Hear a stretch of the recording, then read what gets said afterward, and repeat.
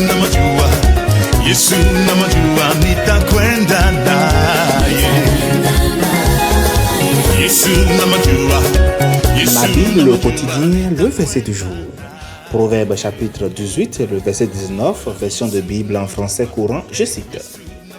Un frère offensé est plus difficile à aborder qu'une forteresse. Les disputes sont aussi tenaces que les verrous d'un château. Fin de citation.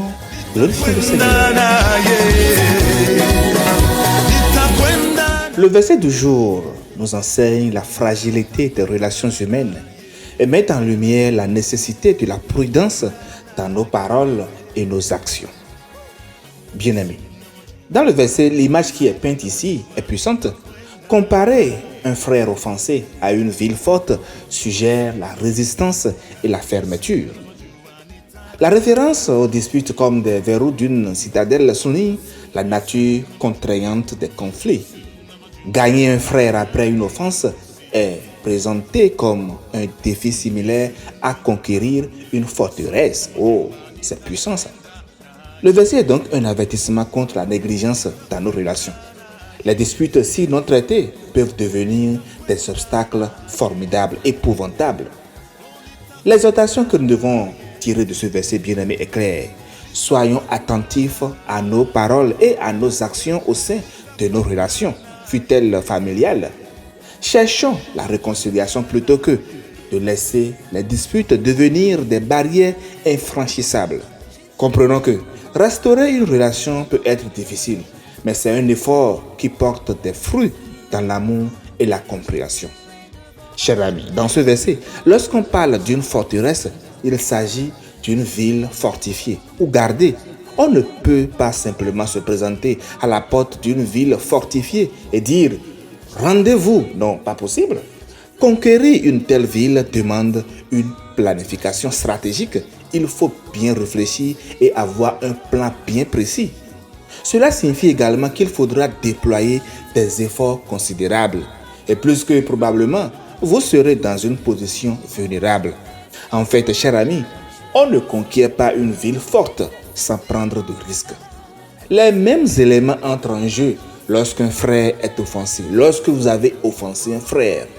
Cela demande une planification réfléchie. Cela demande des efforts et parfois, vous devrez devenir vulnérable alors que vous ne voulez pas l'être. Peut-être luttez-vous aujourd'hui avec une relation endommagée. Vous n'avez pas cherché à guérir cette relation parce que vous ne savez pas comment le faire. Je peux vous dire que cela commence toujours par la prière. Parlez de ces relations, de ces personnes et de vous-même à Dieu, puis allez leur parler. Lorsque vous le faites, cela ne doit absolument pas être dans le but de prouver que vous avez raison. Le but de cette rencontre est d'obtenir la paix. La plupart du temps, chers amis, il est plus important d'être gentil que d'avoir raison. Je vous assure, vous pouvez résoudre ce conflit, ce différend qui y a actuellement entre vous et celui ou celle que vous savez. Je vous avoue qu'en le faisant, cela va vous affranchir.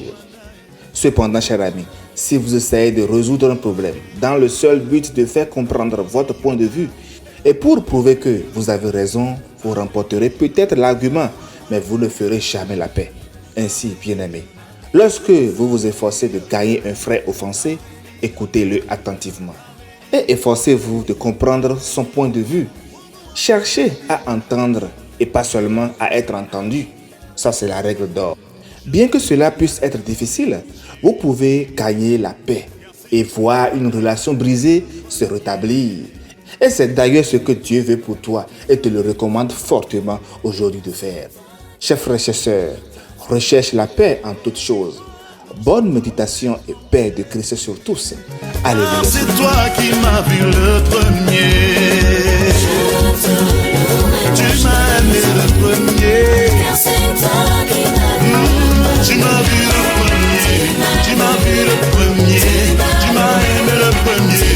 Tu m'as vu le premier. Jésus, c'est toi qui m'as sauvé. Tu m'as vu le premier. Jésus, c'est toi qui m'as aimé. Tu m'as vu le premier. Oh, tu m'as délivré. Tu m'as sanctifié. Jésus. Jésus, que pourrais